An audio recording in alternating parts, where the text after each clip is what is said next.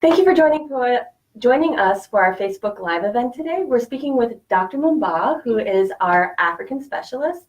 So what brought you to UB?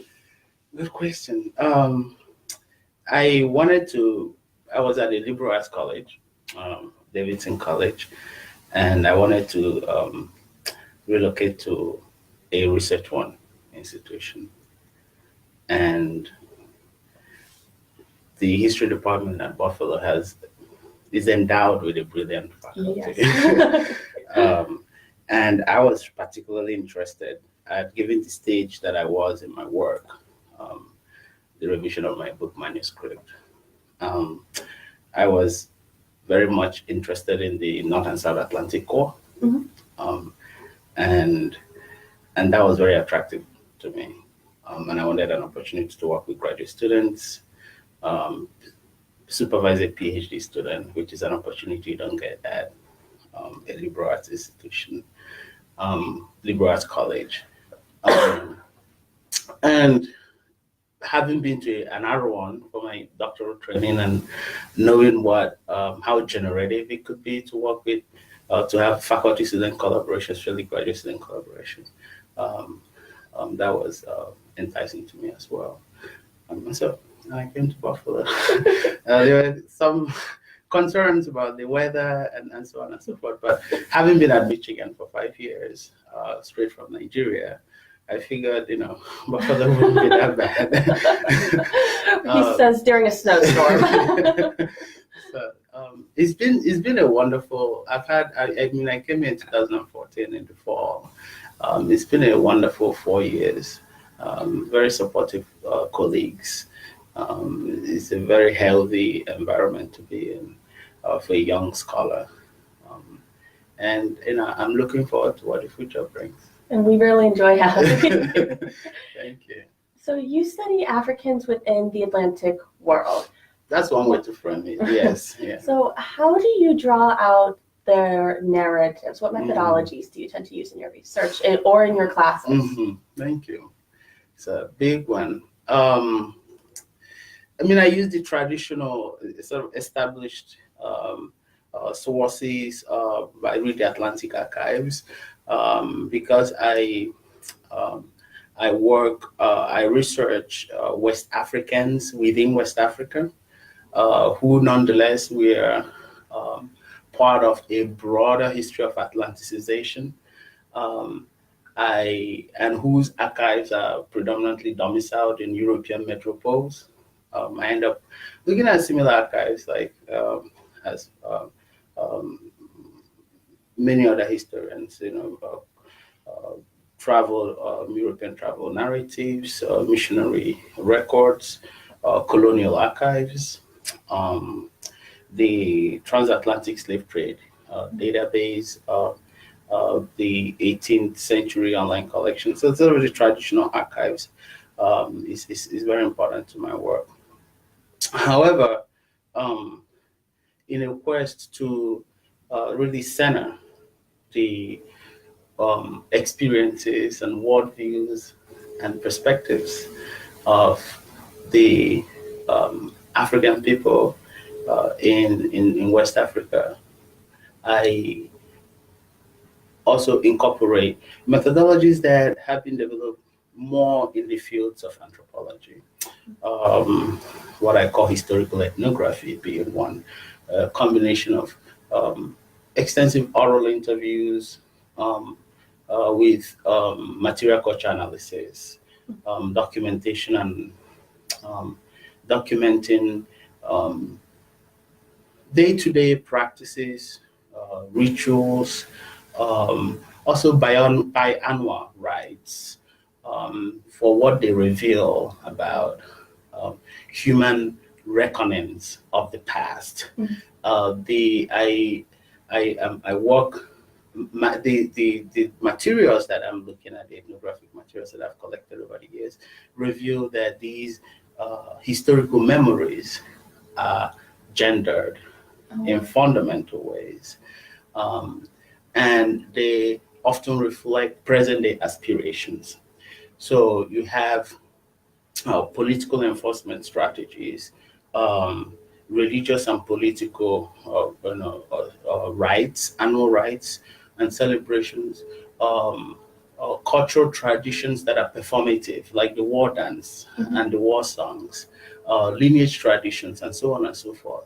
They are living histories in the sense that the people who are providing these narratives have their own political reasons for doing so. And at the same time, they are one, recalling the past and reinterpreting the past. So you have this really interesting, not weird, but very interesting combination of serendipitous revelations of the past from an emic perspective, fused with frustrating obfuscation of the past because of the political motives behind the recallings and the performative traditions.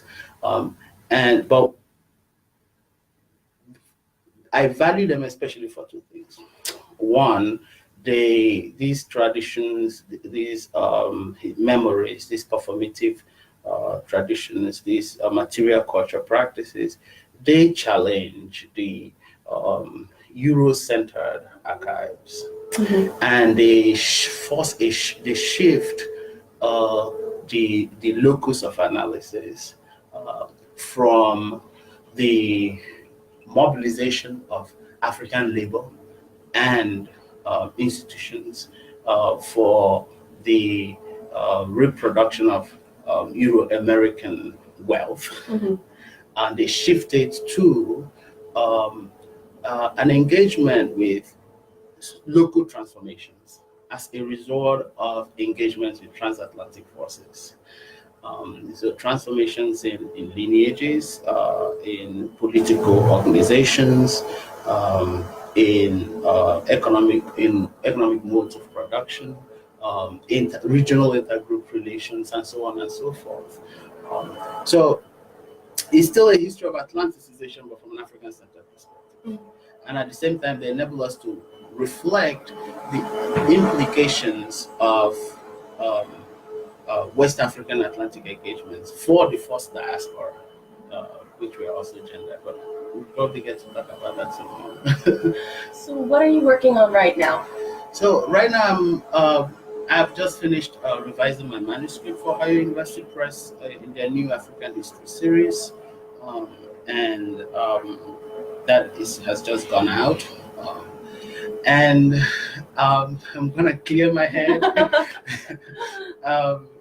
for a few, take some time, clear my head, and focus on my next project. That next project is on Atlantic citizens, as I call them, or focusing on the liberated Africans who were recaptured by the British Naval Squadron, resettled in Sierra Leone, but many of them made their way back to Old Calabar, which they've conceived as their homeland, because that was Old Calabar and Bonny were the ports of embarkation after their captivity.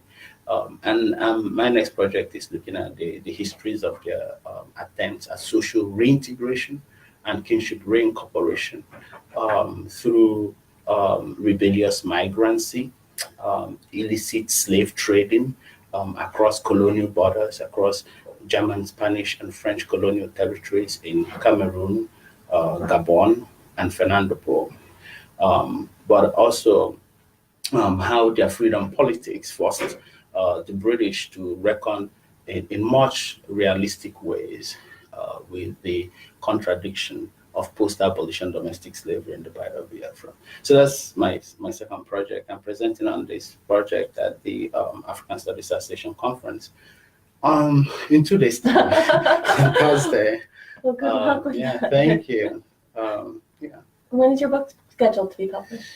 So sometime next year. Exciting. So now that this is the final submission after 2-stage peer review, and so I await the press's copy editing. Depends on when I receive the copy edited manuscript, and then we'll see how far I will go. But I have a guarantee that it will come out next year. So fingers crossed. That's exciting. Thank you. And what What advice do you have for any student seeking a career in history, be they an undergraduate or a graduate student? It has to be a passionate pursuit. I think history, my view and my experience of researching and teaching African history is that it has a lot to do with other people's lives. Mm-hmm. You're trying to understand other people's lives, and so they, at least at the basic level, there has to be some interest in lives other than one's own, mm-hmm. which I believe is a fundamental human. Yes. We need that in the world. But history combines, especially for an undergraduate student. History has the history degree offers a lot. Critical analysis, narrative generation,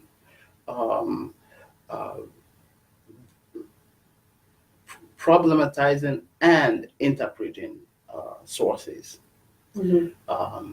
And even distinguishing what is a primary source from what is a secondary source. Yes. Is critical in our own present time. Yes. This era of fake news and everything. Yes. But I think history combines, in my view, the best of what humanities has to offer. Mm-hmm. Because it's not just a study of the past, it's also an understanding of how we have come to be where we are. And not just a cliche about learning the past to avoid the mistakes of the present, but really understanding the factors that have led us to where we are, and how reckoning with that defines a future, mm-hmm. for all of us. So my advice is, that my advice is to encourage, more people to study history, and to sort of see the fundamental merits and values and skills, life skills that a history degree affords students. I completely agree, but I'm quite fine. Well, thank you so much for joining us in our Facebook series. And if you're interested in Dr. Mbah's classes, we have several of them on our Facebook page, so check out those videos. Thank you.